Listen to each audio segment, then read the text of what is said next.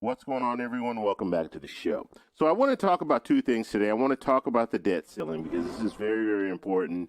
And we're coming down to about 2 weeks, so 13 days that we're looking at right now where they need to extend this debt ceiling. They need to do it before this 13 days. If not, then we're going to default. So we're going to talk about that. And then we're also going to talk about COLA. So I'm going to show you guys an example. So if you, let's say you're on SSI, SSDI, Social Security beneficiary, VA, and you make a certain amount, I'm going to show you an example of the average person receiving Social Security and how much they can anticipate receiving when it comes to this raise that we'll see in 2022. So those are the two things we're going to talk about today. But first off, on this channel, we talk about news that matters. If that sounds like something interesting to you, please subscribe to the channel and hit that little bell notification. That way you'll get notified anytime we put out a video. And like always, if you see my name and a picture of me in the comment section, make sure you also see a check mark next to my name. That check mark signifies that it's me. If you do not see that check mark, it's not me. It's someone trying to impersonate me. Okay, so the first thing I want to talk about is the debt ceiling. So when we're looking at the debt ceiling, we have about 13 days. If they do not address the debt ceiling and extend the debt ceiling, we're looking at a default. And if we look at a default, that will hurt our credit rating across the world. And so it's basically like if you have a credit card and you spend on that credit card, well, you need to pay for that credit card, right? And if at the end of the month, if you don't pay for that credit card, it will hurt your credit rating eventually. So that's what we're looking at when it comes to the debt ceiling. It's the same thing. Now you'll hear a lot of politicians, or at least some politicians, talking about this and saying, well, we spend too much money. Okay, that's true. I think everyone can agree that the government spends too much money. And you have politicians that say the government spends too much money. However, this money's already been spent. So that's what we're focused on. Not the money that will be spent in the future, but the money that's already been spent. Are you going to address that, or are you just going to let that default? And so I want to show a clip here of Minority Leader Mitch McConnell. And he's talking about this whole debt ceiling thing. And basically what we have is we have Democrats and Republicans fighting against each other. Big shocker. This is something that happens all the time. But this is a situation where they both spent the money. So you have Republicans spending the money. You have Democrats spending the money. But now the Republicans are saying, you know what? We're not going to pay for it. If the Democrats want to pay for it, they can go it alone and extend this debt ceiling, but we're not going to do it. And so this is a big problem, and obviously it needs to be addressed. And so in this clip, Mitch McConnell is going to be talking about the procedural vote that will happen tomorrow.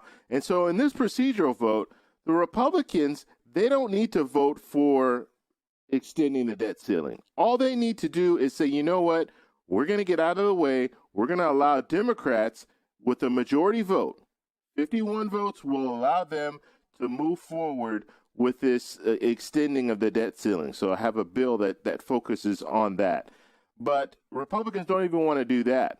So not only do they not want to vote to increase the debt ceiling, they don't even want to vote not to filibuster a situation. So not allow the Democrats to vote that way. What they want the Democrats to do is they want Democrats to add this to the reconciliation bill. And that's going to be a problem because you already have the bill created. And if they need to add this to the $3.5 trillion bill, it's going to take time. And you might not be able to do that in that 13 days. So the easiest process to make this happen is if Republicans just say, you know what, we're not going to filibuster it. We'll vote against filibuster when it comes to this bill. And once they do that, Democrats can go ahead and move forward. So let's go ahead and take a look and listen to the clip. Here we go. The easiest way to do that is through the reconciliation process, as I've pointed out for 2 months. How is that easier than Republicans just not filibustering it, then passing it? That would require getting consent from every single Republican to lower the threshold to 51. Do you not have the power to do that? I can't imagine that would happen. Now, Mitch McConnell is the minority leader, so if anyone can get it done, he could do it as the leader.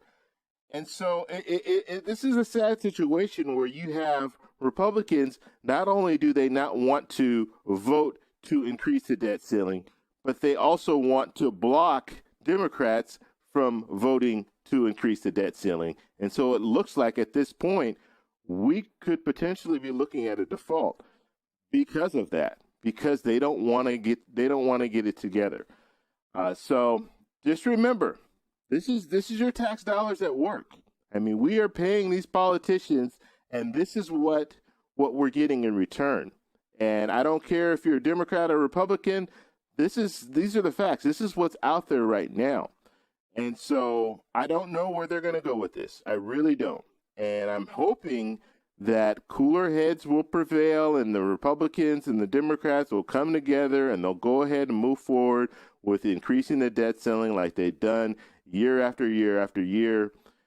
But at this point, we're going to have to follow this story and see where it goes. Okay, so the next thing I want to talk about and I want to show you is, and let me pull up this this illustration here.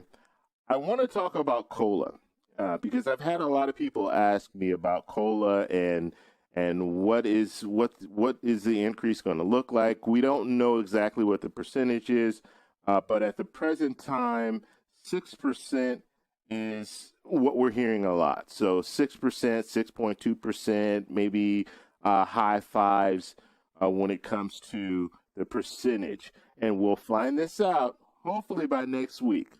The talk is right now, the analysts are saying that next week is probably when the Social Security Administration will come out and give us that information. So let's hope that does happen. Now, if we're looking at 6%, if we're looking at the average that we're hearing, so 6%, the average senior receives $1,559 monthly, okay, those monthly benefits.